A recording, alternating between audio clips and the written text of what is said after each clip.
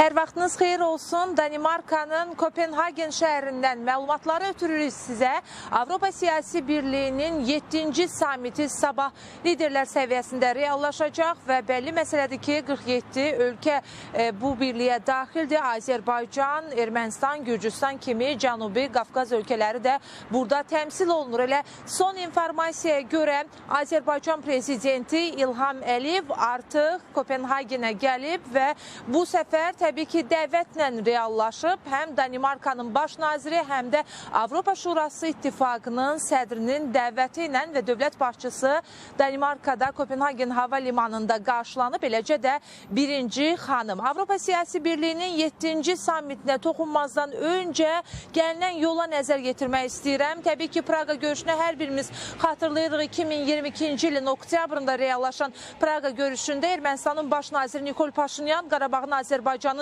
tərkib hissəsi olduğunu tanıdı və Almatı bəyannaməsinə əsasən Azərbaycan, Ermənistan arasında keçirilən görüş çərçivəsində bu bir daha qarşı tərəfdən də təsdiqləndi. Ondan sonra ard-arda müxtəlif görüşlər keçirildi. Təbii ki, Azərbaycan Londonda keçirilən Avropa Siyasi Birliyinin samitində yüksək səviyyədə təmsil olunurdu. Britaniya və Azərbaycan əlaqələrindən də danışıldı bu çərçivədə. Bununla yanaşı isə xatırlatmalıyam ki, Moldovada da belə bir tədbir keçirildi. Avropa Siyasi Birliyinin Moldova görüşündə isə kritik məsələlər danışıldı. Çünki bilirik ki, Moldova Avropa İttifaqına üzvlük üçün gözləyir, ancaq hələ ki üzv deyil. Bu bir növ onun mesajı idi ki, Moldova bugün Avropa İttifaqının qanadları altındadır.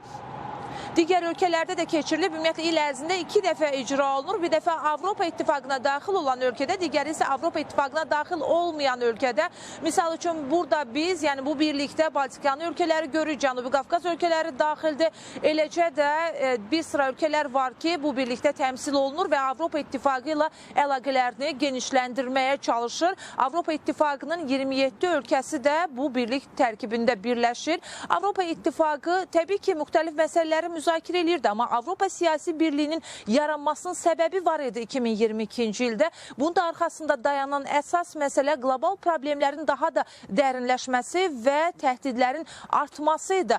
Tərəflər, müxtəlif ölkələr bir araya gələrək həm Avropa İttifaqına daxil olan, həm də Avropa İttifaqına daxil olmayan, amma bu ittifaqla daim əlaqələrini yüksək səviyyədə saxlamağa çalışan ölkələr məhz bu birlik çərçivəsində müzakirələrə də 2022-ci ildən başladılar. Təbii ki, hədəf Rusiya-Ukrayna müharibəsinin yan təsirlərini azaltmaq idi. 2022-ci ildən bugünə qədər Avropa Siyasi Birliyinin əsas xətti elə Rusiya-Ukrayna müharibəsi olub və bu görüşlərdə biz Ukrayna prezidenti Zelenskinin də daim iştirak etdiyini, mesajlar ötürdüyünü görmüşük. Avropa İttifaqından ona çox güclü dəstək də verilib. Bu görüşlər çərçivəsində elə Avropa Siyasi Birliyinin 7-ci samiti çərçivəsində də böyük ehtimalla bunlar əsas hədəflər olacaq ki, artıq bugün ərzində qeyri-rəsmi görüşlə bağlı da mesajlar verildi və Ukraynaya dəstəyin daha dərin olacağı bir daha ifadə edildi. Ancaq qırmızı xalıdan keçmə, ailəvi foto və digər nüanslar sabah reallaşacaq. Oktyabrın 2-sində